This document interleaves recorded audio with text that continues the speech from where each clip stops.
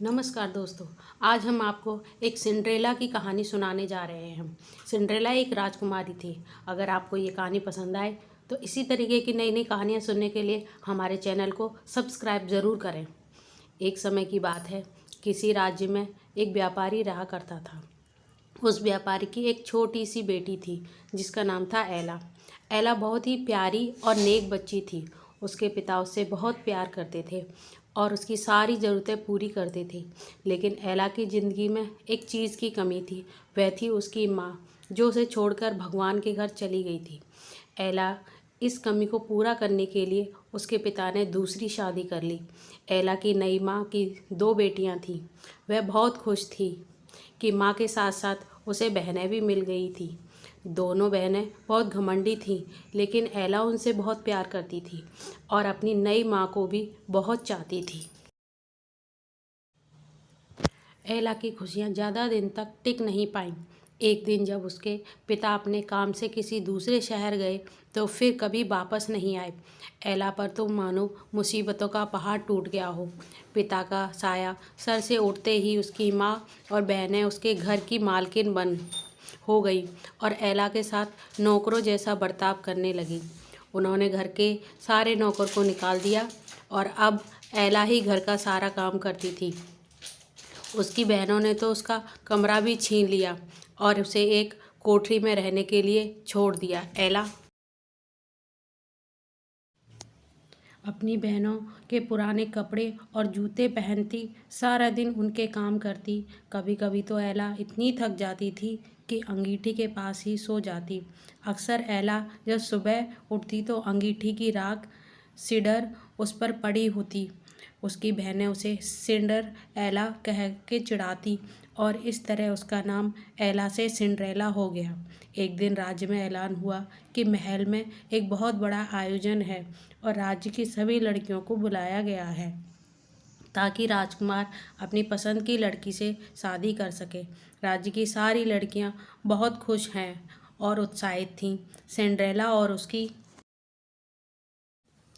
बहनें भी अपनी किस्मत आजमाने को बेचैन थी, लेकिन फिर सिंड्रेला की ये खुशी उसकी सौतेली माँ को रास नहीं आई और उसने सिंड्रेला को महल में जाने से मना कर दिया।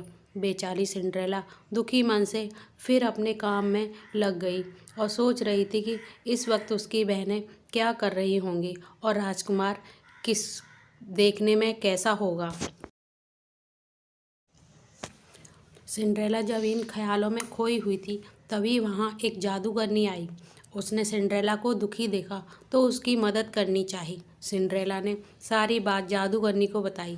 जादूगरनी ने सिंड्रेला से कहा, ओ मेरी प्यारी सिंड्रेला, मैं तुम्हारी मदद कर सकती हूँ। यह कहकर जादूगरनी ने अपनी छड़ी घुमाई और वहाँ पे पड़े एक बड़े से कद्दू को एक बग्गी में बदल दिया। वहीं 4 चूहे उछल कूद मचा रहे थे। जादूगरनी की नज़र उन पर पड़ी तो उन चूहों को घोड़ा बना दिया। अब ज़रूरत थी एक कोचवान की। जादूगरनी ने चारों तरफ नज़र घुमाई तो उसे एक मेंढक दिखा और उसे कोचवान बना दिया। सिंड्रेला यह सब देखकर हैरान हो रही थी कि तभी जादूगरनी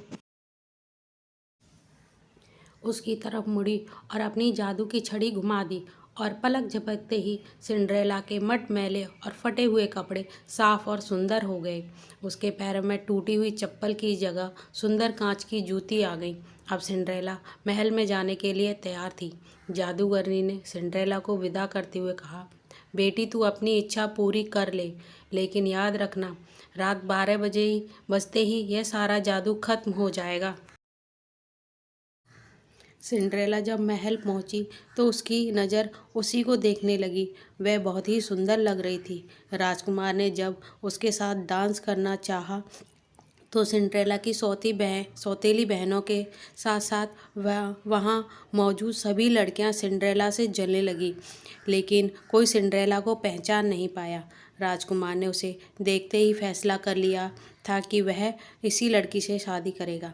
सिंड्रेला भी राजकुमार की आंखों में ऐसी डूब गई, उसे जादूगरनी की बात याद ही नहीं रही। देखते ही देखते 12 बज गए।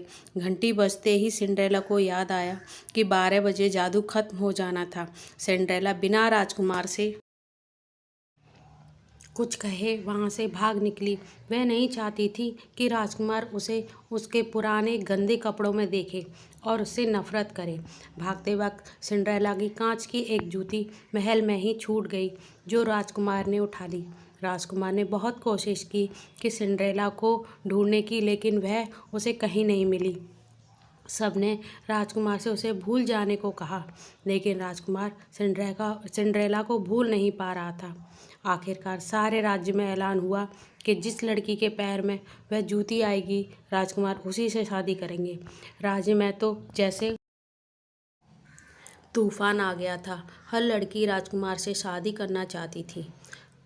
तब सभी लड़कियां अपने आप को उस कांच की जूती की मालकिन बताने लगी। लड़कियों के घर जा जाकर उन्हें जूती पहनाई गई, लेकिन उनमें से किसी को भी वह पूरी नहीं आई। आखिर में सिंड्रेला की बहनों की बारी आई।